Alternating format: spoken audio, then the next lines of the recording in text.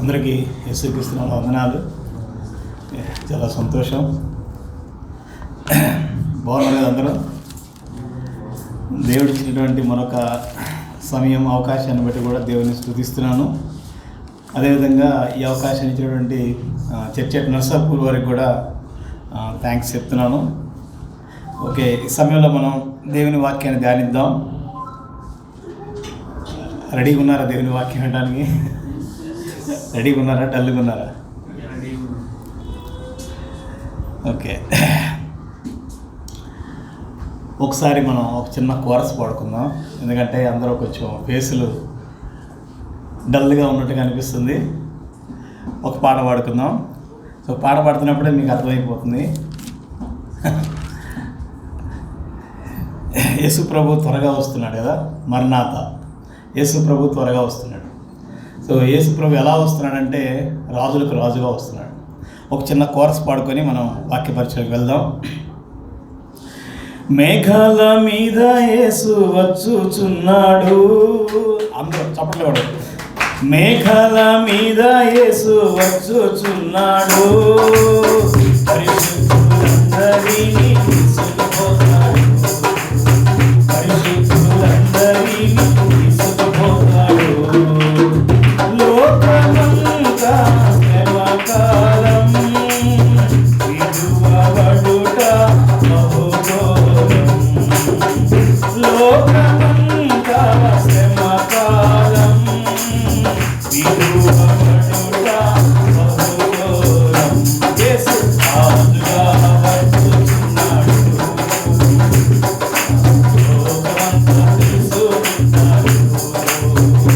యేసు రాజుగా వచ్చుచున్నాడు. లోకమంతా తెలుసుకుంటాడు. కవి కోటి తేజుడు, రమ్యమైన దేవుడు. కవి కోటి తేజుడు, రమ్యమైన దేవుడు. రారాజుగా వచ్చుచున్నాడు. యేసు రారాజుగా వచ్చుచున్నాడు. యేసు రాజుగా వచ్చుచున్నాడు. లోకమంతా తెలుసుకుంటారు.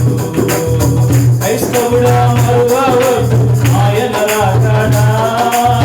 క్రైస్తవుడా మరువవద్దు ఆయన రాకడా. కనిపెట్టి ప్రార్థన చేసి సిద్ధముగా నుండు. కనిపెట్టి ప్రార్థన చేసి సిద్ధముగా నుండు. రెప్పపాటున మారాలి.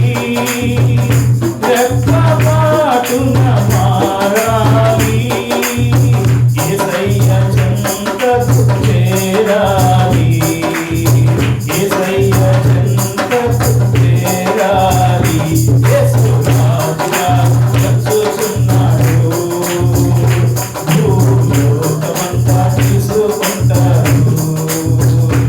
యేసు రాజుగా వచ్చుచున్నాడు. లోకమంతా తీసుకుంటారు. Praise lord. యేసు ప్రభు రాజుగా వస్తున్నాడా? ఎంతమంది నమ్ముతారు యేసు ప్రభు మరలి తిరిగి వస్తున్నాడని? ఎంతమంది నమ్ముతారు? ఓకే,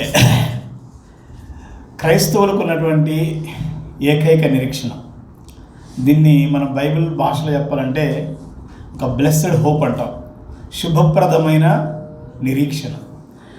ఏ మతాలకు కానీ ఏ బిలీఫ్స్కి కానీ ఎవరికీ లేనటువంటి ఒక ఆధిక్యత, ప్రివిలేజ్, ఒక ప్రత్యేకత, యూనిక్నెస్ అనేది దేవుడు మనకు అనుగ్రహించాడు. అదేంటంటే మనము ఈ లోకానికి సంబంధించిన వాళ్ళము కాదు.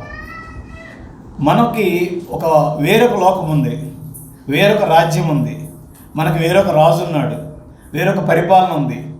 మనకి రాబోయేటువంటి ఆ దివ్యమైనటువంటి ఆ లోకం కోసం ప్రభు మరలా వచ్చి మనల్ని తీసుకొని పోతాడు. ఇది క్రైస్తవులకు ఉన్నటువంటి నిరీక్షణ. ఉండాల్సిన నిరీక్షణ, ఉన్న నిరీక్షణ. చాలామంది క్రైస్తవులకి ఈ నిరీక్షణ లేదు కాబట్టి వాళ్ళు ఇంకా ఈ లోకంలో ఏం సంపాదిద్దాం, ఏం సాధిద్దాం, ఇంకా అంటే వాళ్ళు లైఫ్ అంతా కూడా ఈ లోకం కోసం వాళ్ళు ప్రయాసపడుతున్నారు. కానీ ఒక క్రైస్తవుడికి ఉండాల్సినటువంటి ఒక గొప్ప నిరీక్షణ ఏంటంటే ప్రభు మరలా వస్తున్నాడు. అయితే ఇది వాస్తవంగా ప్రభు మరలా వస్తున్నాడు అన్నది క్రైస్తవులకి ఒక ఇంజిన్ లాంటిది, ఒక పెట్రోల్ లాంటిది. అంటే మనకి ఇంజిన్ మనకి ఎంత స్ట్రాంగ్గా ఉంటే అంత స్పీడ్గా మనం ఎలా మూవ్ అవుతాము. కొన్ని ఇంజిన్స్ ఉంటాయి కదా, టర్బో ఇంజిన్స్ ఉంటాయి. టర్బో ఇంజిన్స్ ఏంటంటే హై పవర్ అన్నమాట. ఎంత అప్ ఉన్నా కూడా, ఎంత క్రిటికల్ పాత్ ఉన్నా కూడా అవి ఇంజిన్ పికప్ ఎక్కువ ఉంటుంది. అట్లాగే మన క్రైస్తవ జీవితంలో కూడా మనం ప్రయాణిస్తున్నప్పుడు ఎన్నో ఇబ్బందులు వస్తాయి, ఆటుపోట్లు వస్తాయి, ఆ ప్రతికూలతలు వస్తాయి. అయినా కూడా మనం నడిపించేటువంటి ఒక మోటివ్ ఏదైనా ఉందంటే అది యేసుక్రీస్తు వారి రెండవ రాకడ మాత్రమే. అది క్రైస్తవులకు ఉన్నటువంటి గొప్ప నిరీక్షణ. అయితే యేసుప్రభు వారు వస్తున్నాడు ఎప్పుడు? ఇది ఒక పెద్ద ప్రశ్న, ఒక సందేహం, ఒక కన్ఫ్యూజను, లేకపోతే అర్థం కానిటువంటి ఒక విషయం క్రైస్తవులకైనటువంటి మనకు కానీ, లేకపోతే ఇతరుల మధ్యలో మనం ప్రకటిస్తున్నప్పుడు కానీ, లేకపోతే వేరే వేరే అందరికీ, ఈవెన్ ముస్లిమ్స్ కూడా దే బిలీవ్ అనమాట. యేసుప్రభు మనలో వస్తాడని ముస్లిమ్స్ కూడా నమ్ముతారు. సో అందరికీ ఒక పెద్ద ప్రశ్న ఏంటంటే యేసుప్రభు ఎప్పుడు వస్తాడు, ఎప్పుడు వస్తాడు, వస్తాడు అంటున్నారు కదా. ఏడి మీ దేవుడు ఏడి మీ ప్రభు ఏడి మీ యేసుప్రభు వస్తాడన్నారు కదా అని అందరూ ప్రశ్నించేవాళ్ళే, అందరూ ఎదురు చూసేవాళ్ళే.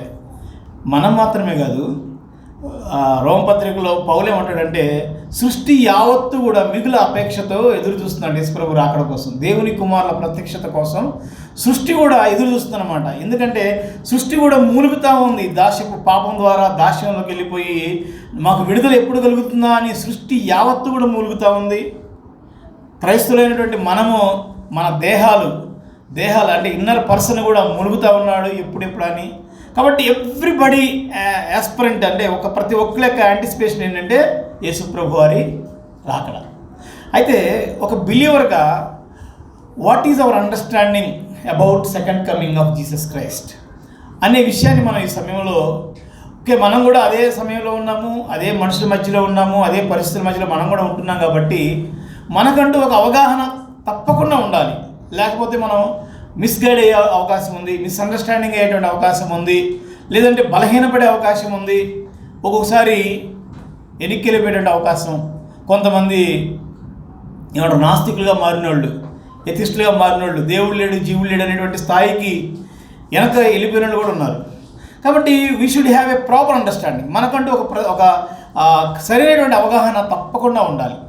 ఆ విషయం గురించి మనం ఒక వాక్య భాగాన్ని మనం ధ్యానిద్దాం. పేతురు రాసినటువంటి 2వ పత్రిక 3వ అధ్యాయము 8 నుంచి 14 వచనాలు, 14 వరకు ఉన్నటువంటి వచ్చిన భాగాల్ని మనం ఈ సమయంలో ధ్యాన నిమిత్తం మనం చదువుదాం. ఒక సంగతి మర్చిపోకుడి, ఏమనగా ప్రభు దృష్టికి ఒక దినము 1000 సంవత్సరములు వలెను, 1000 సంవత్సరములు ఒక దినము వలెను ఉన్నవి. కొందరు ఆలస్యమని ఎంచుకున్నట్లు ప్రభు తన వాగ్దానమును గూర్చి ఆలస్యం చేయవాడు కాడు గాని ఎవడును నశింపవలనని ఇచ్చయింపక అందరూ మారుమనసు పొందవలనని కోరుచు మీ ఎడల దీర్ఘశాంతము గలవాడై ఉన్నాడు.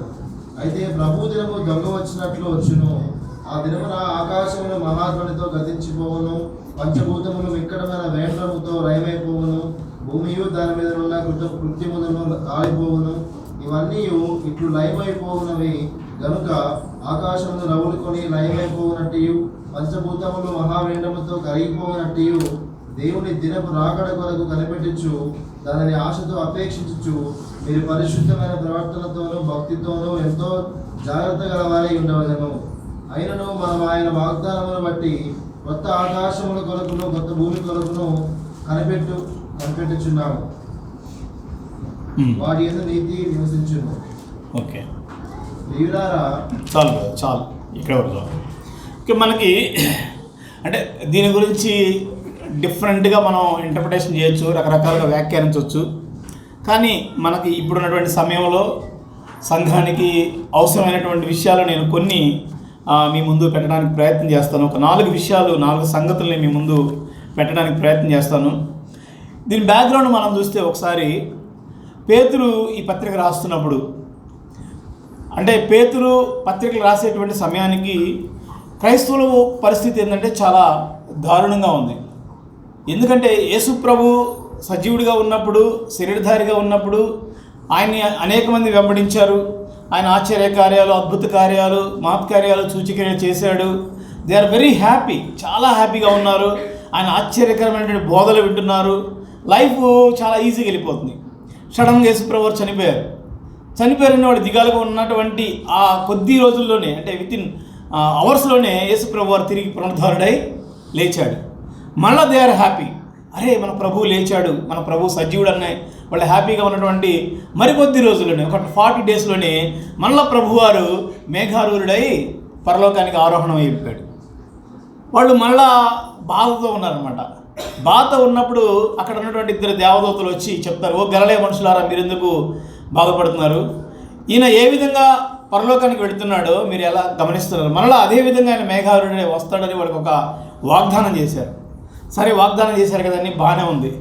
వీళ్ళంటే ప్రైమరీ అపోస్టల్స్ కాబట్టి, యేసు ప్రభుతో కూడా తోడుగా ఉన్నారు కాబట్టి వీళ్ళు కొంచెం ధైర్యంగా ఉన్నారు, నిబ్బరంగా ఉన్నారు, ముందుకు వెళ్తున్నారు. సిస్టర్ కొంచెం ఇటురండి, ఎదురుగా అయితే కనిపించలేదా? అయితే మరి ఆయా ప్రాంతాలు తిరిగి సువార్త చెప్తున్నారు. చాలా ప్రాంతాల్లో రోమా పట్టణాల్లో కానీ సువార్త చెప్తున్నారు, చాలామంది నమ్ముకుంటున్నారు. కానీ యేసు ప్రభుని నమ్ముకోవటం ఆ రోజుల్లో ఒక పెద్ద ఛాలెంజ్ అయిపోయింది. ఏంటో ఛాలెంజ్ అంటే, యేసు ప్రభుని నమ్ముకోవటం అంటే వాళ్ళకి ఎలా ఉందంటే, మెడ మీద కత్తి పెట్టి నీకు ప్రభు కావాలా, నీ లైఫ్ కావాలా, నీ జీవితం కావాలా, యేసు ప్రభు కావాలా, కోరుకో అన్నటువంటి ఒక సిచ్యువేషన్స్ కూడా వారు ఎదుర్కొన్నారు. అంటే యేసు ప్రభుని నమ్ముకుంటే వాళ్ళు విలువేయబడుతున్నారు, దూషింపబడుతున్నారు, వాళ్ళని భయంకరంగా తిడుతున్నారు, భయంకరంగా వారి మీద దాడులు చేస్తున్నారు, అనేక రకాలైనటువంటి హింసలు వాళ్ళు పెడుతున్నారు. అలాంటి పరిస్థితుల మధ్యలో కూడా అనేక మంది దేవుని నమ్ముకుంటున్నారు. ఎందుకంటే సత్యము వాళ్ళని సంధిస్తుంది.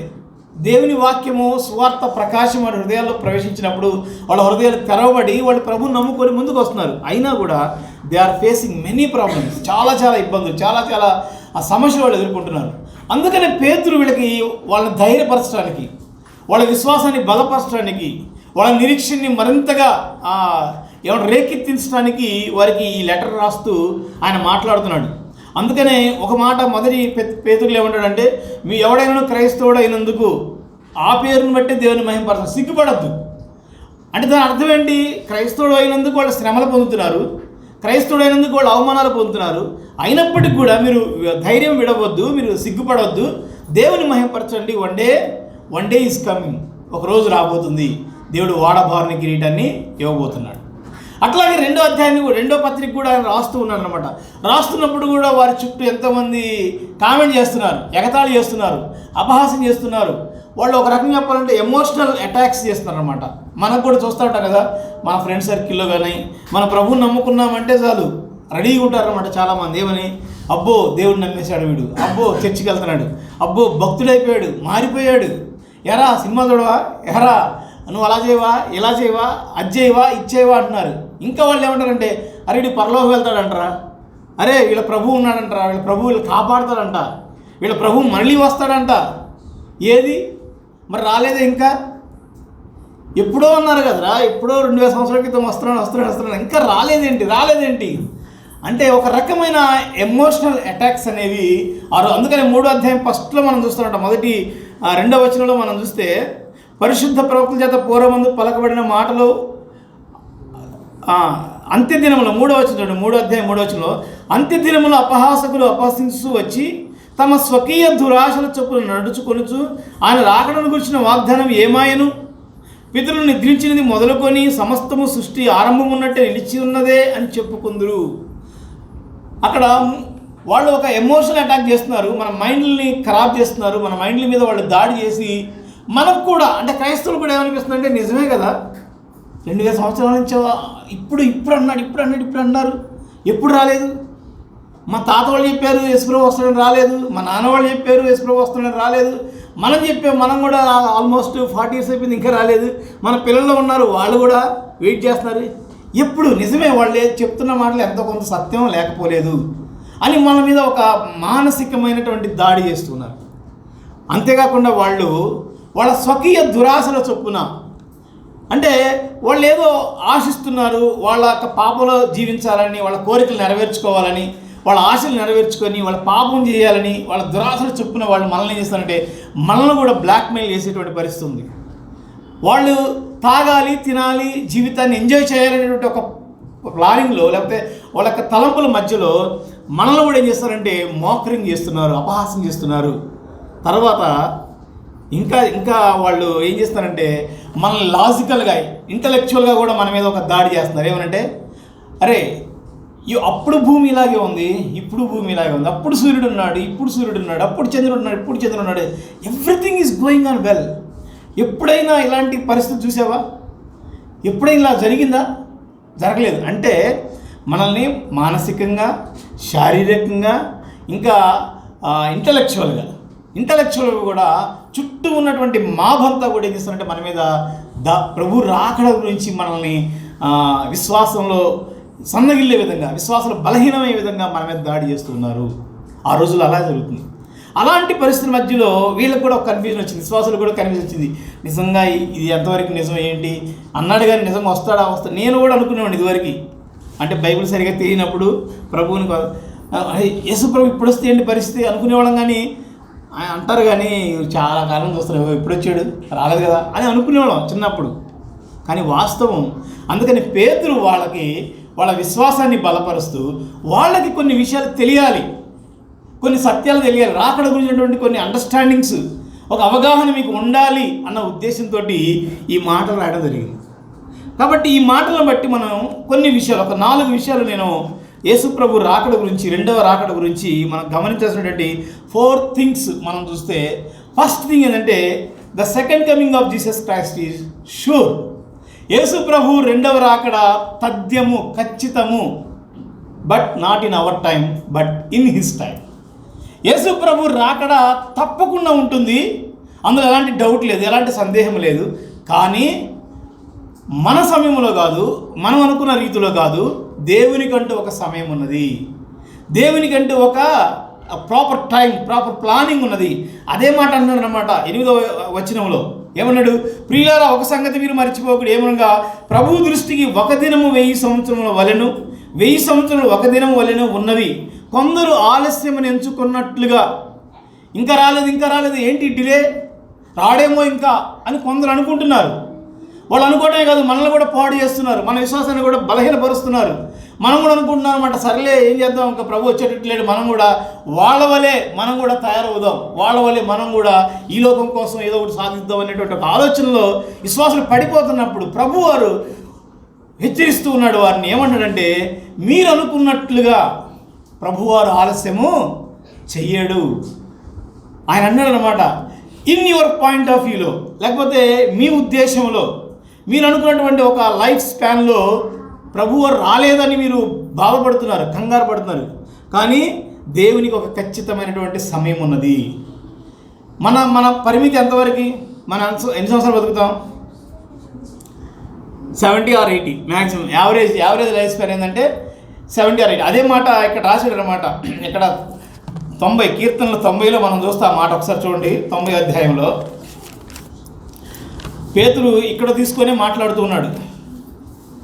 మోషే, దైవజనుడైన మోషే చేసిన ప్రార్థనలో 4వ వచనం మనం చూస్తాం. ఏమంటుందంటే, నీ దృష్టికి 1000 సంవత్సరములు గతించను నిన్నటి వలె ఉన్నవి. 1000 years ఎలా ఉన్నాయంటే ఒక్క రోజులా ఉందంట దేవునికి. రాత్రి అందులో ఒక జాము వలె ఉన్నవి. 10వ వచనంలో, మా ఆయుష్కాలము 70 సంవత్సరములు, అధిక బలమున్న ఎడల 80 సంవత్సరం, అయినను వాటి వైభవము ఆయాసము దుఃఖమే అని ఆయన పైన ఒక మాట అంటున్నాడు. ఫస్ట్లో ఏమన్నాడంటే, ప్రభువా, తరతరముల నుండి మాకు నివాస స్థలము నీవే, పర్వతములు పుట్టక మునుపు, భూమిని లోకము నువ్వు పుట్టింపక మునుపు, యుగయుగములు నీవే దేవుడు. ఈ కాంటెక్స్ట్ మీరు అర్థం చేసుకోండి. ఆయన ప్రార్థన ఏమన్నాడంటే, దేవా, 1000 సంవత్సరాలు కూడా నీ దృష్టిలో ఒక సంవత్సరం, ఒక రోజే, 1 day, లేదంటే ఒక జాబ్ లాగా ఉంది. 1000 సంవత్సరాలు అంటే అసలు ఒక శతాబ్దం కదా. ఒక శతాబ్దము 1000 సంవత్సరాల టైం శతాబ్దమే. సహస్రాబ్దం, కరెక్ట్. ఇక్కడ మంచి పండితులు ఉన్నారు. సహస్రాబ్దం అంటే 1000 సంవత్సరాలు, శతాబ్దం అంటే 100 సంవత్సరాలు. కరెక్ట్. 1000 సంవత్సరాలు కూడా ఎలా ఉందంటే సింపుల్గా ఒక జాము మనం పడుకొని అలా ఒక కురుగు తీసి లేచేలేకే 1000 సంవత్సరాలు అయిపోయింది అన్నట్లుగా దేవుని దృష్టిలో ఉంది. అంటే దాని అర్థము ఈక్వల్ చేయట్లేదు దేవుడు. 1000 సంవత్సరాలు ఇదికొట్టి వన్డే అంటలేదు అక్కడ. ఆయన చెప్తుంది ఏంటంటే ఆయన దృష్టిలో 1000 సంవత్సరాలు కూడా నథింగ్. అప్పుడు మీరేం చూస్తున్నారంటే 2000 సంవత్సరాలు అంటే 2 జాములు ఆయన దృష్టిలో. 2 జాములు అంటే ఒక డే ఒక నైట్ అలా పడుకొని లెగిస్తే అయిపోయింది. అంటే దాని అర్థం ఏంటంటే he's beyond our expectations, he's beyond our limitations. మనకున్నటువంటి జ్ఞానానికన్నా, మనకున్నటువంటి పరిమితుల కన్నా, మనకున్నటువంటి అండర్స్టాండింగ్ కన్నా కూడా, మన సమయానికన్నా కూడా ఆయన బియాండ్గా ఉన్నాడు, మించి ఉన్నాడు ఆయన. అందుకనే పర్వతములు పుట్టక మునిపే నీవు ఉన్నవాడు. అంటే దేవుడు ఎవర్ లాస్టింగ్ గాడ్, నిత్యుడైనటువంటి దేవునిలో. నిత్యుడు అన్నప్పుడు ఏంటంటే నో ఎండ్ నో బిగినింగ్. దేవుడికి పలానా సమయంలోంచి ఉన్నాడు, పలానా సమయం వరకు ఉన్నాడని లేదు. ఆయనకి ఎండ్ లేదు, ఆయనకి మొదలు లేదు. మనం డిఫైన్ చేయలేము ఆయన్ని. ఆయన ఎక్కడో ఒక పాయింట్ ఆఫ్ టైంలో, ఒక పాయింట్లో దేవుడు సృష్టిని కలగజేశాడు. సృష్టిలోనే టైంని కలగజేశాడు, టైంలోనే స్పేస్ని కలగజేశాడు, మెటీరియల్ని కలగజేశాడు. అందులోనే మనం కొట్టుకుంటున్నాం. ఆయన ఉన్నటువంటి ఒక విశాలమైనటువంటి ఒక ఇటర్నిటీలో ఎక్కడో ఒక నలుసు లాంటి ఒక మన ఈ భూమికి ఉన్నటువంటి సమయం కానీ, ఒక నలుసు లాంటి భూమి యొక్క వైశాల్యం కానీ, ఎవ్రీథింగ్. అంటే దాని అర్థం ఏంటంటే నువ్వు అనుకుంటున్నట్టుగా ఏదో పలానా సమయంకి రావాలి, పలానా టైంలో రావాలి. ఇప్పుడు 6 సంవత్సరాలు అయిపోయింది కాబట్టి ఎస్ ప్రభు 2000 సంవత్సరాలకు రావాలి ఖచ్చితంగా. లేదంటే 7 వారాలు కాబట్టి 7వ వారం ఉంది కాబట్టి కంపల్సరీగా రావాలి అని నువ్వు టైం ఫ్రేమ్ పెట్టుకోవద్దు. God has A time. గలతీ పత్రికలో 4వ అధ్యాయం 4వ వచనం ఒక మాట చూస్తాం. ఏమనంటే ఆయన తగినటువంటి సమయంలో తన కుమారుణ్ణి పంపించాడు ఈ లోకానికి. డ్యూ టైం ఉంటుంది ఇంగ్లీష్లో అయితే. యుక్త కాలమున, కాలము సంపూర్ణమైనప్పుడు దేవుడు తన కుమారుని లోకమునకు పంపెను.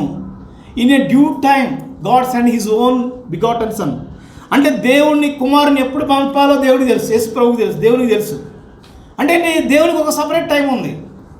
ఎప్పుడు ఇశ్రాయేలు ప్రజలను ఐగుప్తు నుంచి విడిపించాలో దేవుడికి తెలుసు. ఎప్పుడు ఐగుప్తు మీద తీర్పులు తీర్చాలో దేవునికి తెలుసు. ఎప్పుడు అబ్రహాముని దేవుడు దర్శించాలో దేవునికి తెలుసు. అబ్రహాం అనుకున్నాడు అనమాట, ప్రభువా ఇప్పుడు నాకు నీ సంతానాన్ని లెక్కకు విస్తారంగా చేస్తాను, ఇసుక రేణువులే చేస్తాను అన్నప్పుడు అబ్రహాం అనుకుంటాడు సుమారు అప్పటికే ఆయన 70 సంవత్సరాలు, నాకు ఒక 120 ఇయర్స్ వచ్చేలేకే పిల్లలు ఆయన లెక్కలేసుకుని ఉండొచ్చు అనమాట. ఇంతమంది పిల్లలు పుడితే ఎట్లాగా సంవత్సరానికి ఒకళ్ళు పుట్టారు, వాళ్ళ పిల్లలు నాకు ఒక 30 సంవత్సరాలు 30 మంది పిల్లలు, 30 మంది అన్ని ఇంటులు వేసుకుంటే వాళ్ళ పిల్లలు అయినా కూడా విస్తారమైనది రావట్లేదు కదా. ఎలా ప్రామిస్ నెరవేరుతుందంటే not in his time but God has a special time. ఆయన సమయంలో వాళ్ళకి దేవుడు, అది ఒక సత్యం మనం నేర్చుకోవాల్సింది. ఇంకొక విషయం ఏంటంటే ఇంకొక మాట చెప్తున్నాడు. ఏమంటే దేవుడు ప్రభు తన వాగ్దానముల గురించి ఆలస్యము చేయువాడు కాడు కానీ ఎవడును నశింపవలనని ఇచ్చయింపక అందరూ మారు మనసు పొందవలని కోరుచు మీ యొద్ద దీర్ఘశాంతము కలవాడై ఉన్నాడు. God has in his own time. ఆయనకంటూ సపరేట్ టైం ఉంది, ఆయనకంటూ ప్రత్యేకమైన సమయం ఉంది. అంత మాత్రమే కాదు, ఆయనకు ఒక ప్రణాళిక కూడా ఉంది. ఏంటి ఆ ప్రణాళిక అంటే దేవుడు ఒక క్యారెక్టర్, ఆయన దీర్ఘశాంతుడు, ప్రేమ కలిగిన వాడు. ఏంటి ఆ ప్రేమ అంటే ఒక మనిషి నశించిపోవడం దేవునికి ఇష్టం లేదు. ఆయన స్వరూపమందు ఆయన పోలిక చొప్పున చేయబడినటువంటి ఏ వ్యక్తి, నువ్వు నేను ఎవ్వరం కూడా నశించిపోవడానికి ఇష్టం లేదు. మనం అనుకున్నాము, మనం రక్షించబడ్డాము, మనం దేవుని నమ్ముకున్నాం కదా, ప్రభు ఇంకా అర్జెంటుగా వచ్చేసే నా పని అయిపోయి నేను సేవ్, ఐఎమ్ సేవ్డ్, ఓకే ఇంక ప్రభు నెక్స్ట్ నువ్వు వచ్చేస్తే నేను నీ దగ్గర ఉంటాను ప్రభా, హాయిగా నీతో ఉంటాను, మన ఇద్దరం కలిసి ఉందాం ప్రభా, యుగాలు ఉందాం ప్రభా అనేటువంటి ఒక యాటిట్యూడ్. కానీ ప్రభు అన్నాడు దేర్ ఆర్ మెనీ పీపుల్స్, అందరూ ఎవ్వరూ నశించడం దేవునికి ఇష్టం లేదు. అంటే అందరూ రక్షించబడతారని కాదు దాని అర్థము, బట్ హిజ్ డిజైర్. అందుకనే అందరూ రక్షించబడాలంటే ఏం చేయాలి, ఏం జరగాలి? అందరూ రక్షించబడాలి. లోపల ఉన్న వాళ్ళు అందరూ రక్షించబడాలంటే ఏం జరగాలి? అందరికీ స్వార్థ ప్రకటించాలి కదా. అందరికీ స్వార్థ ప్రకటించాలంటే ఎంత టైం పట్టింది?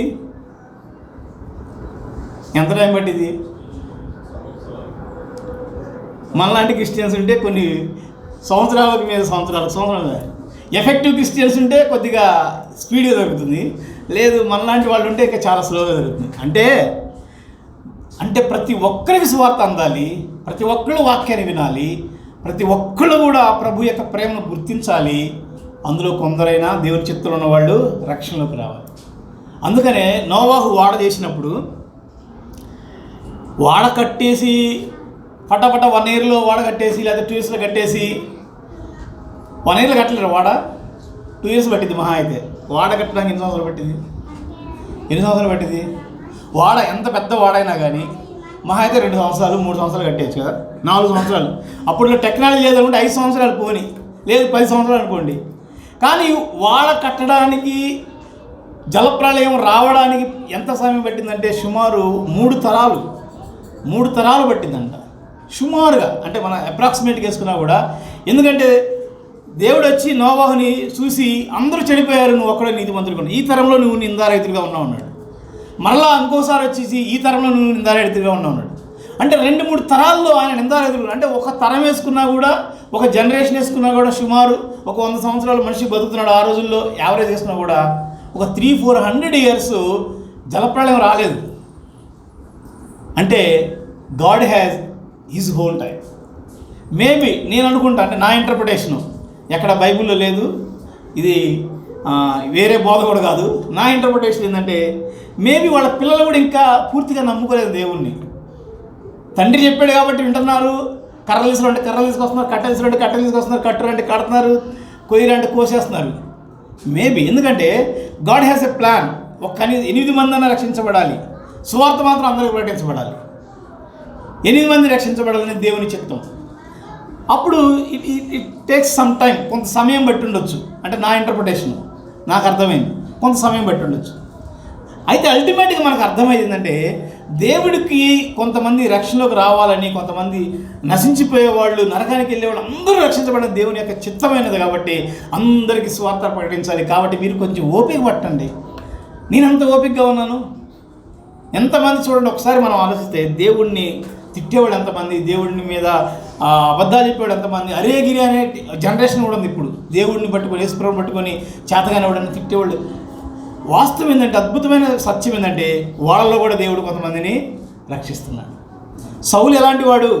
ఇంటింటా చేరి ఎవరైతే ఇలా సంఘంగా కూడుకుంటున్నారో వాళ్ళని ఈడ్చుకొని వెళ్ళి, బయట ఆడవాళ్ళని కూడా చూడకుండా ఈడ్చుకొని వెళ్ళి కొట్టేవాడు, హింసించేవాడు. ఆఖరికి స్టెఫెన్ను కూడా చంపడానికి కూడా ఆయన రెడీగా ఉన్నాడు, యాక్సెప్ట్ చేశాడు.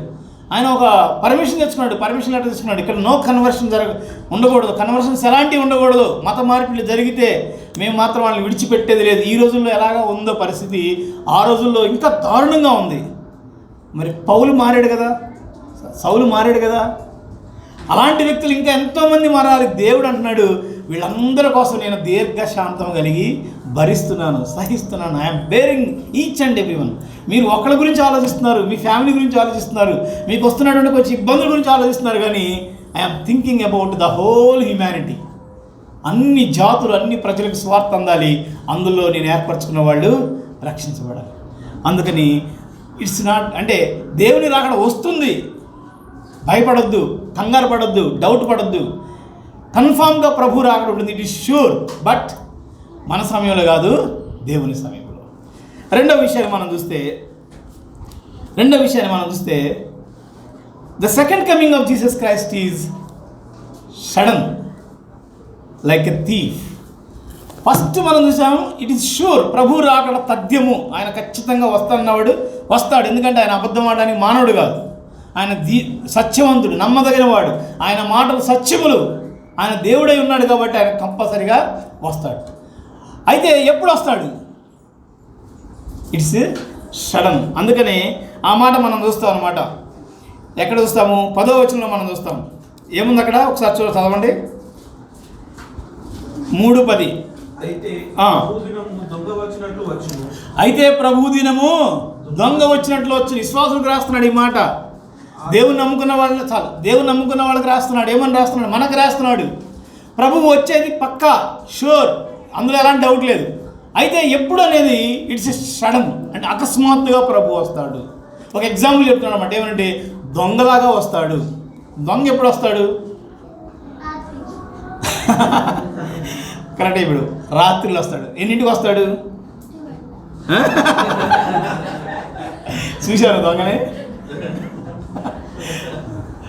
దొంగ రాత్రిలో వస్తాడు, కరెక్ట్ 12కి రాడు. ఎందుకంటే 12కని తెలిస్తే వాడు మనం మెలుకొని ఉంటాం కదా, 12కని తెలిస్తే మెలుకొని ఉంటాం కదా. దొంగ ఎప్పుడు వస్తుండో మనకు తెలిస్తే మనం దొంగతనం చేయనిస్తాం ఇంట్లో? ఎప్పుడు వస్తాడో తెలియదు. అందుకని మనం చాలా జాగ్రత్తగా అన్ని గడియలు పెట్టుకొని మనం నిద్రపోతాం కదా, మనకు మెలుగు ఉండదు కదా. సో దొంగ ఎప్పుడు వస్తాడో తెలియదు కాబట్టి మనం ప్రికాషన్స్ తీసుకుంటాం, చాలా జాగ్రత్తగా తీసుకుంటాం. అలాగే ఈ ప్రభు వారు ఏమంటారంటే దొంగ వలె నేను వస్తాను, కాబట్టి నువ్వు మెలకుగా ఉండాలి. ఏ గడి అనేది తెలియదు, వచ్చేదైతే పక్క.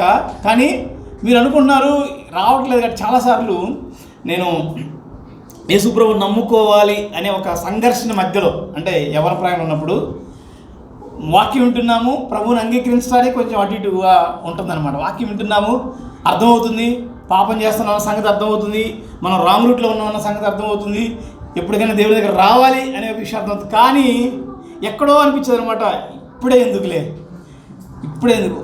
మాకు ఒక ఆయన వేరే ఆయనకు సువార్త చెప్తున్నాడు, నాకు బాగా గుర్తుంది ఇప్పుడు కూడా. నాకు అప్పుడు 18 years 19 years అప్పుడు నాకు బాగా గుర్తుంది. ఒక సండే స్కూల్ టీచర్ ఆయన. అప్పుడు నేను చిన్నప్పుడు సండే స్కూల్కి వెళ్ళిన ఆ టీచర్ అనమాట. వచ్చి వాళ్ళ ఫ్రెండ్తో చెప్తున్నాడు. ఏం చెప్తున్నాడంటే, రే యేసుప్రభు నమ్ముకోరు, ఇంకెన్నాళ్ళు రెడ్డి తిరుగుతాడు, ఆయన తాగుతాడు, సిగరెట్లు తాగుతాడు, మందు తాగుతాడు, తాగాల్సినవి ఏముంటే ఎన్ని తాగేస్తాడు. ఆయన అన్నాడు అనమాట, నమ్ముకోరు యేసుప్రభుని, యేసుప్రభు రాకడ త్వరగా ఉంది. ఆయన ఎలాగంటే ఒక కాలు తీసి బయట పెట్టాడు, ఇంకో కాలు కూడా లేపాడు వెనక. అంటే ఇంక ఈ కాలు సగం ఇలా లేచి ఉంది, కాలు లేపడం ఆలస్యం, ప్రభు వచ్చేస్తున్నాడు. ఒక రకం భయం వచ్చేసింది అనమాట. అమ్మో ప్రభు ఈ క్షణం వస్తే ఏంటి పరిస్థితి. ఇంకో పక్కన ఇలాగే చాలాసార్లు చెప్తున్నారు కదా, చాలామంది చెప్తున్నారు కదా, ఇంకా రాలేదు కదా అని ఎక్కడో ఒక రకమైన చిన్న లూజు తీసుకొని కొంత టైం తీసుకున్నమాట. అఫ్కోర్స్ నేను తీసుకున్నాను, అది తీసుకోమని చెప్పట్లేదు. కానీ యేసు ప్రభు వారు ఎలా వస్తాడంటే మనం ఇలాగే అనుకుంటాం. మనం చూస్తూ ఉంటామన్నమాట, అందరూ ఇల్లు కట్టుకుంటున్నారు, బాగానే ఉంది, అందరూ మంచిగా చూస్తున్నారు, జాబులు చేసే వాళ్ళు జాబులు చేస్తున్నారు, పెళ్లి చేసుకునే పెళ్లి చేసుకుంటున్నారు, ఆడుకునే వాళ్ళు ఆడుకుంటున్నారు, చదువుకునే చదువుకుంటున్నారు, ఎగ్జామ్స్ రాసే వాళ్ళు ఎగ్జామ్స్ రాస్తున్నారు, అన్నీ బాగానే ఉన్నాయి కదా అని మనం ఒక దశలో ఏమైపోయిందంటే మనం అసలు విషయం మర్చిపోతాం. ఏంటి అసలు విషయం?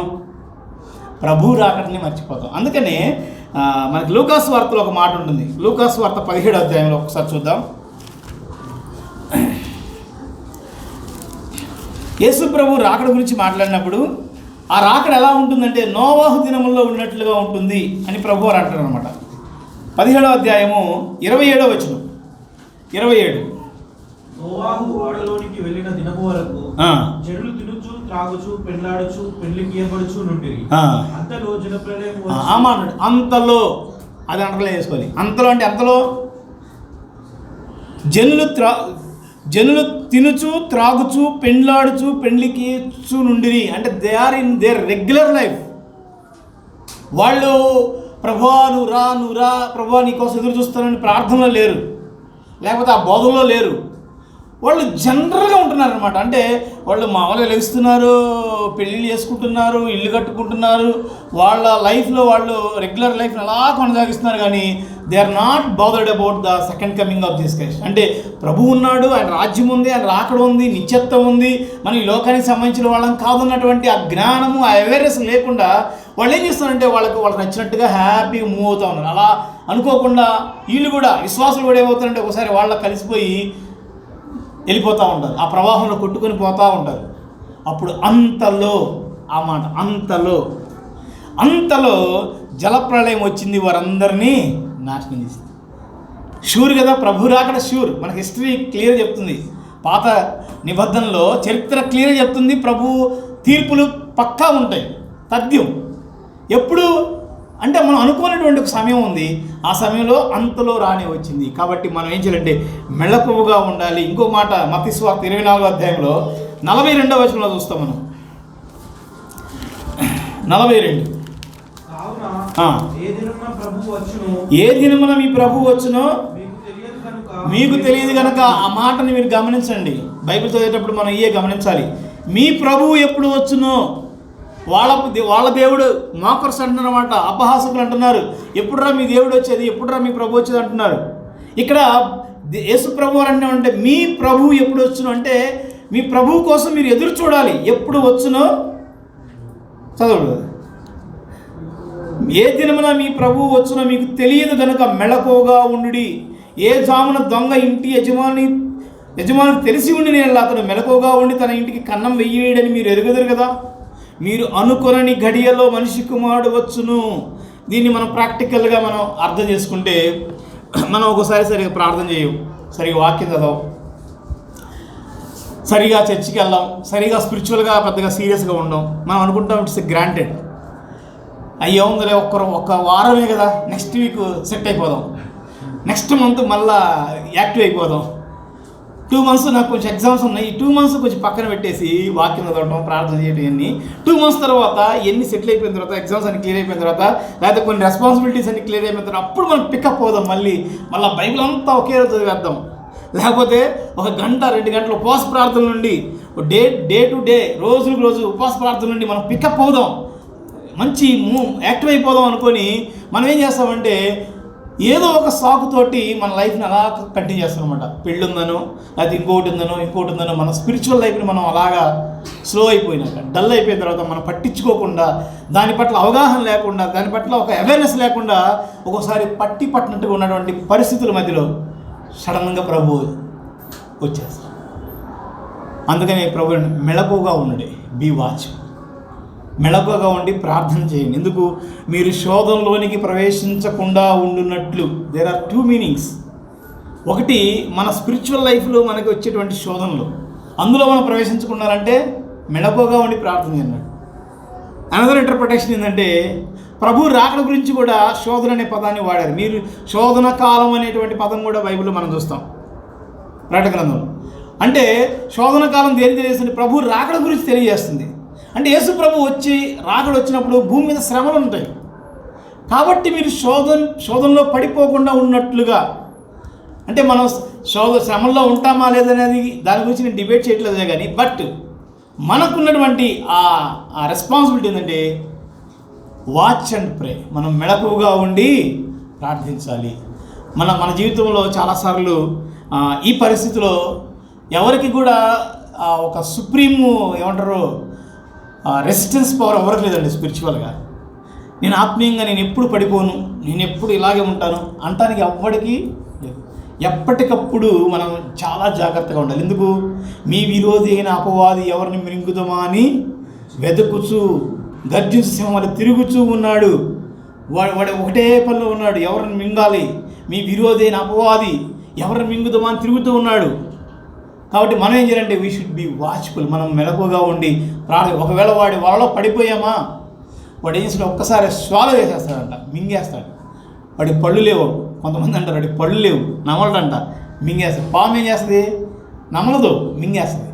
కాబట్టి వాడి వలలో పడిపోకుండా మనం ఎప్పటికప్పుడు మన హృదయాన్ని, మన ఆత్మీయ జీవితాన్ని మనం కాపాడుకోవాలి. అందుకని ప్రభు రాకడ ఆలస్యం అవుతుంది అనుకుంటున్నావేమో, ఒకవేళ డోంట్ వరీ, ఆలస్యం కాదు, తప్పకుండా వస్తుంది. కాకపోతే నువ్వు నీ వ్యక్తిగత జీవితం ఎలా ఉండాలంటే జాగ్రత్తగా ఉండాలి. 3వ విషయాన్ని మనం చూద్దాం. 3వ విషయం అంటే the second coming of Jesus Christ is severe impact. It has the severe impact. The second coming of Jesus Christ has severe impact. అంటే యేసు ప్రభు రాకడ ఫస్ట్ ఏంటి? ఇట్స్ షూర్, తప్పకుండా వస్తుంది. రెండవది సడన్. మూడవది ఏంటంటే it's severe, it has the severe impact. అంటే చాలా తీవ్రమైనది. యేసు ప్రభు రాకడ మనం అనుకుంటాం, ప్రభువా నీ రాకడ ఎప్పుడో, నీ రాకడ సమయం అనుకుంటాం మనం. ప్రభువా రా అని మనం పిలుస్తుంటాం, యేసు రాజుగా వస్తున్నాడు, పాటలు పాడుతున్నాం, ఇవన్నీ బాగానే ఉన్నాయి. కానీ ఒక విషయం ఏంటంటే యేసు ప్రభు యొక్క రాకడ దినాన్ని ఈ లోకము భరించలేదు, తట్టుకోలేదు. అందుకని ఆ మాట పేతురు రాస్తున్నమాట. ఒకసారి మళ్ళీ చూద్దాం ఆ మాటని. ఎక్కడి నుంచి అంటే 10వ వచనంలో సెకండ్ పార్ట్ నుంచి ఉంటుందంట. ప్రభు దినం దొంగ వచ్చినట్లు వచ్చిన ఆ దినమున ఆకాశములు మహాధ్వనితో గతించిపోవును, పంచభూతములు మిక్కటమైన వేండ్రముతో లయమైపోవును, భూమియు దాని మీద ఉన్న కృత్యములు కాలిపోవును, ఇవన్నీ ఇట్లు లయమైపోవును. గనుక ఆకాశములు రగులుకొని లయమైపోవునట్టు, పంచభూతములు మహావేండ్రముతో కరిగిపోవునట్టు దేవుని దినపు రాకడ కొరకు కనిపెట్టుచు. Who will bear? ఎవరు తట్టుకోగలరు? It is unbearable judgement. దేవుని ఉగ్రత పాత్ర, మనం ప్రకటన గ్రంథంలో చాలాసార్లు చదువుతామన్నమాట. దేవుని మహా ఉగ్రత పాత్ర పొర్లించబడింది. బోర్ల తీర్పులు వస్తున్నాయి, ముద్రల తీర్పులు వస్తున్నాయి, పాత్రల తీర్పులు వస్తున్నాయి. దేవుడు ఈ భూమి మీద తీర్పు తీర్చబోతున్నాడు. తన కుమారుని ఈ భూమి మీదకి రక్షకుడిగా పంపించాడు. ప్రజలు చాలామంది నమ్ముకున్నారు, చాలామంది తిరస్కరించారు. యేసు ప్రభుని తిరస్కరించినటువంటి కారణాన్ని బట్టి ప్రభువారు మరలా రారాజుగా తీర్పరగా ఈ భూమి మీదకి యేసు ప్రభు రాబోతున్నాడు. అప్పుడు హూ విల్, అంటే ఆ శ్రమని, ఆ బాధని ఎవరు తట్టుకోగలరు? మనం చూస్తాము మామూలుగా చిన్న న్యాచురల్ కెలామిటీ వస్తేనే, ఒక సునామీ వస్తేనే, లేదంటే వరదలు కొంచెం ఎక్కువైపోతేనే, వరదల తీవ్రత ఏమైపోతుందంటే అసలు మనం నిరాశలు అయిపోయారని పేపర్లు చూస్తాం, కొట్టుకుపోయినాయని చూస్తాం, ఫ్యామిలీస్ గల్లంత అయిపోయినాయని చూస్తాం. మరి అక్కడ ఏం రాశాడంటే ఆకాశములు గతించిపోను, మహాధ్వనితో గతించిపోను, పంచభూతములు మిక్కటమైన వెంట్రంతో భూమి దాని మీద కృత్యములు కాలిపోను. అంటే ఆకాశము, మధ్యలో ఉన్న స్పేసు, భూమి మీద మనం కట్టుకున్నటువంటి కృత్యములు, అంటే చేతి పనులన్నీ కూడా నాశనం అయిపోతున్నాయి.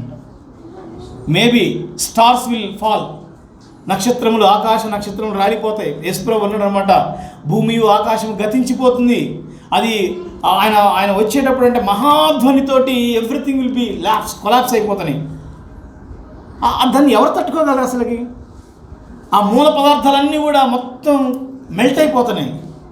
మనం కట్టుకున్న బిల్డింగ్స్, మనం చూసేటువంటి ఆకాశ హర్మ్యాలు, పెద్ద buildings, software buildings, towers, everything will be టోటల్గా కొలాప్స్ అయిపోతాయి. మనం చూస్తాం చిన్న ఆటం బాంబు, లేకపోతే మామూలు చిన్న బాంబులు వేస్తేనే మనం గాజా యుద్ధాలు అట్లా చూస్తాం అనమాట. బిల్డింగ్లు ఎలా ఫాల్ అయిపోతున్నాయి. ఎన్ని సంవత్సరాలు కష్టపడి కట్టుకున్నారు, ఎంత హోప్తో కట్టుకున్నారు, ఎంత ఇన్వెస్ట్ చేశారు, ఎంతమంది దాని మీద జీవన వ్యాపారాలు జరిగిస్తున్నారు. ఈవెన్ దో వాళ్ళు ఏంటంటే అక్కడి నుంచి పడిపోతున్నారు మొత్తం. అంటే మనం చూసేటువంటి భూమి మీద ఉన్న ఏది కూడా మిగిలిపోదు, ఏది కూడా లెఫ్ట్ అవడానికి ఛాన్స్ లేదు. Everything will be totally destruction జరుగుతుంది. ఎందుకంటే దేవుని యొక్క తీర్పులు. చూడండి, ఒక మాట చూపిస్తాను. ప్రకటన గ్రంథం 6వ అధ్యాయం 12వ వచనంలో, ప్రకటన గ్రంథం 6:12 ఒకసారి చూడండి. 6వ ముద్ర ఇప్పినప్పుడు ఏం జరుగుతుంది? ఆయన 6వ ముద్రను విప్పినప్పుడు నేను చూడగా పెద్ద భూకంపము కలిగెను. సూర్యుడు కంబళ వలె నల్లగైపోయాడు.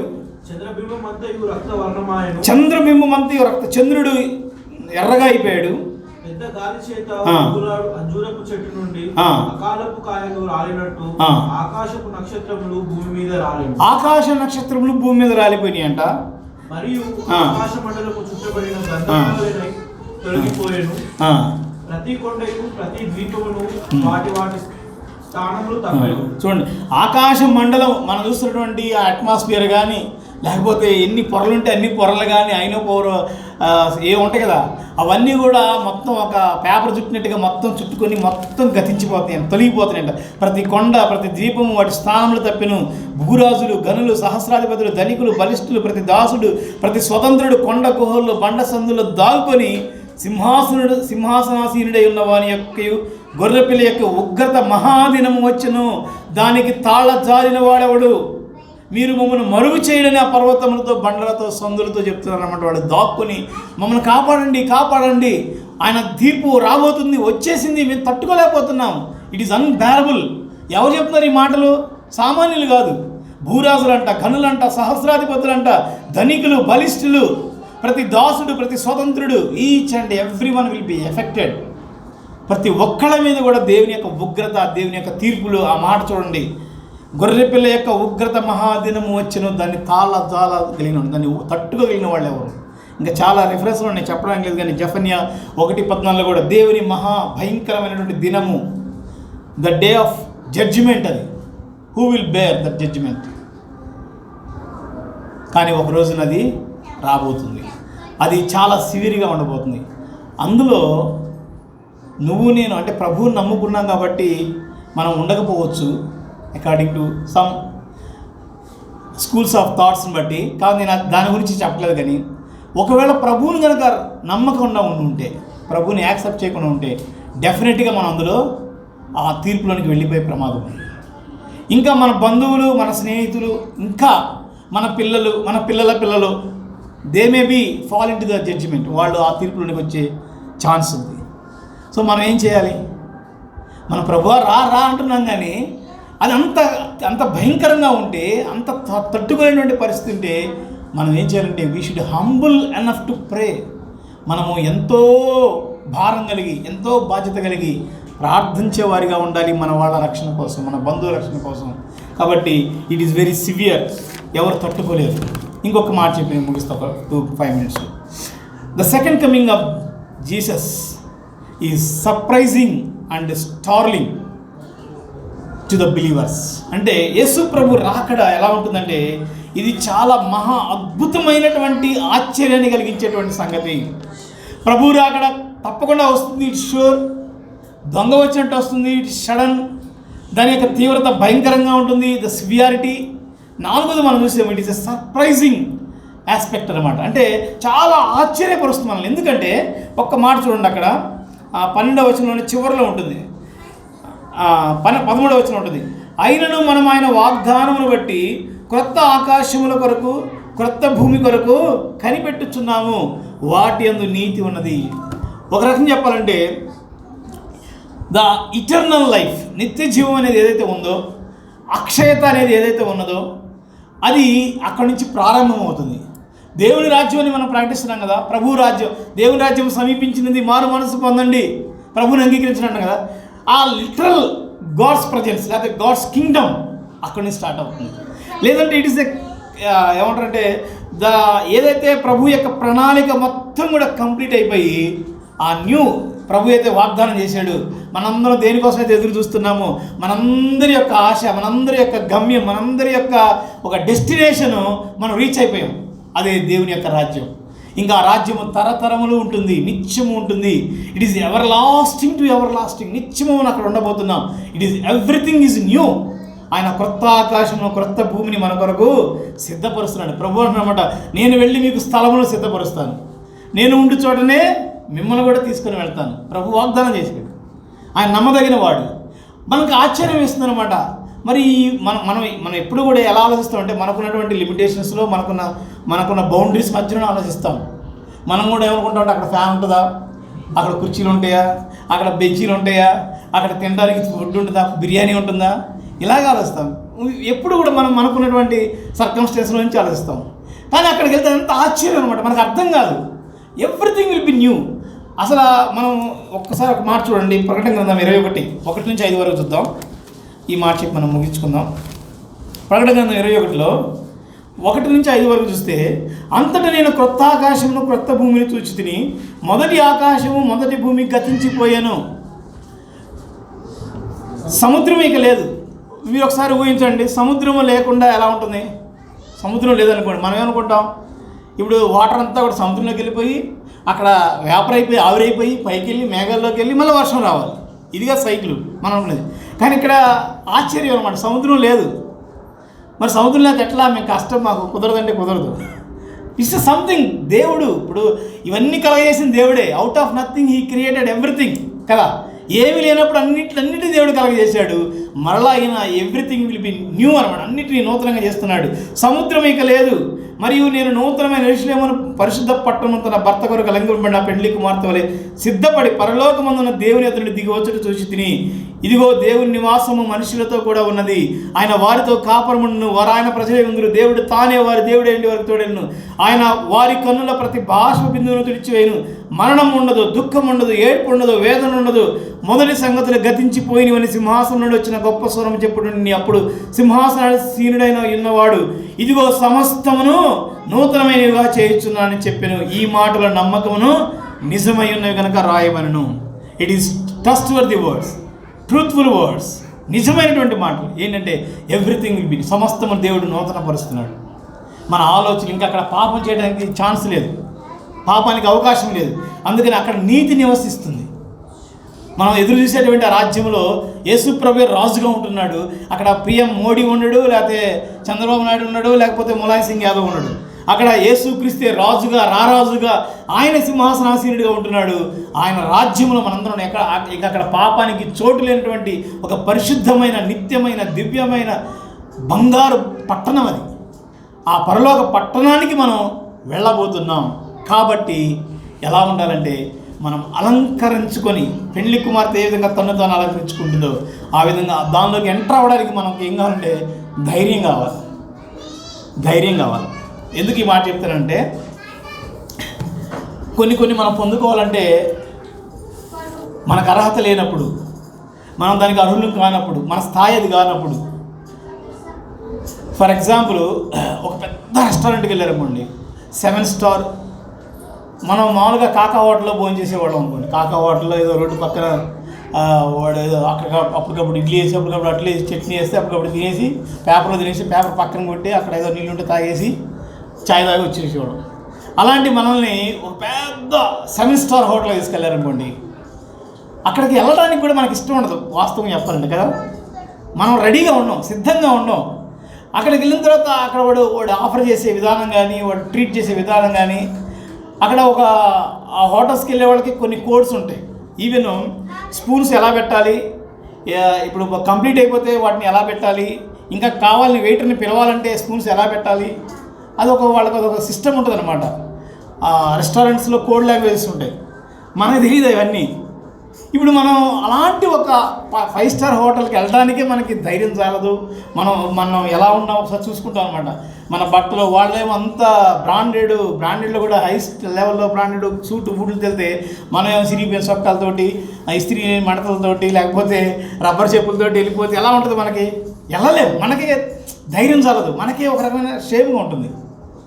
అదే పరిస్థితిలో ఇంత అద్భుతమైనటువంటి పాపము లేని పరిశుద్ధమైన దేవుని నిత్యమైన పట్టణంలోకి మనం వెళుతూ ఉన్నప్పుడు మనం దాని పట్ల అవగాహన లేకుండా మన ఇష్టం వచ్చినట్లుగా పాపంలో ఉంటా, అపవిత్రతలో ఉంటా, బూతులు మాట్లాడతా, పిచ్చిగా ఉంటా, పోకిరి పనులు చేస్తా, అసహ్యంగా దేవుని నమ్ముకున్న వాళ్ళమే, చర్చికి వచ్చేవాళ్ళమే, ప్రార్థన చేసేవాళ్ళం. అయినా కూడా మనం ఇంకా ద్వేషాలు, కలహాలు, మత్సరతలు, కాముకత్వం, అపవిత్రత ఇవన్నిటిని మన మనసులో పెట్టుకొని ఎక్కడో మూలం దాగి ఉన్నామో సడన్గా ప్రభు వచ్చాడు, సడన్గా మనం ఎత్తపడుతున్నాం. మన పరిస్థితి ఏంటి? మనకు తెలుసు దేవుడు లెక్క అడుగుతాడని, మనకు తెలుసు దేవుడు తీర్పు తీరిస్తే అన్నీ వెలుగులోకి వస్తాయని, మనకు తెలుసు అన్ని విషయాలు మనకు తెలుసు. అది పరిశుద్ధమైన పట్టణం అని, దేవుడు నీతిగల న్యాయాధిపతి అని, ఎవ్రీథింగ్ వి నో. కానీ ఆ పట్టణంలోకి వెళ్ళేటప్పుడు మన పరిస్థితి ఎలా ఉంటుందంటే మనం విలపించేటువంటి పరిస్థితి ఉంటుంది. ప్రభువా, మనం ఎలా ఉంటామంటే చాలాసార్లు నమ్మినట్టే ఉంటాం కానీ నమ్మం. ఏదో యేసు ప్రభు నిజంగా వస్తాడని నమ్ముతాము, ఎక్కడో నమ్ముతాం, కానీ మన క్రియల్లో ఆ నమ్మినటువంటి దాని ఇంపాక్ట్ అనేది ఉండదు. దేవుడు చూసే దేవుడు అని నమ్ముతాం, కానీ నిజంగా మన క్రియలకు వచ్చేదాకా ఆయన చూస్తే మరి అన్నీ చూస్తాడు కదా. చర్చిలోనే కాదు, సండే ఒక్కరోజే కదా ఆయన చూసేది, మండే చూస్తాడు, ట్యూస్డే చూస్తాడు, ప్రతిరోజు చూస్తాడు. మరి ఆయన తీర్పు తీరుస్తాడని తెలుసు కదా, తీర్పు తీరుస్తాడంటే ప్రతిదాన్ని తీర్పు తీరుస్తాడు కదా. ఇట్లా మనం ప్రతి ఆస్పెక్ట్ దేవుడి గురించిన విషయాలని తెలుసు, కానీ దానికి తగ్గట్టుగా మనం, ఎందుకంటే మనం ఇంకా పూర్తిగా అవగాహన లేదు కాబట్టి, సరైన ఆలోచన లేదు కాబట్టి మనం ఏంటంటే మనకు నచ్చినట్లు ఉన్నాం. కానీ వన్ డే డెఫినెట్గా God will come again, then మనం సిగ్గుపడేటువంటి పరిస్థితిలో ఉన్నాం. కాబట్టి మనం ఎలా ఉండాలంటే ఆయన ఎదుట ధైర్యముగా ఆయన ఎదురుకు ఒక్క మాట చూసి నేను ఎక్స్ప్లెయిన్ చేయను, క్లోజ్ చేద్దాం. ఒకే ఒక్క మాట. యోహాను రాసినటువంటి మొదటి పత్రిక 3వ అధ్యాయం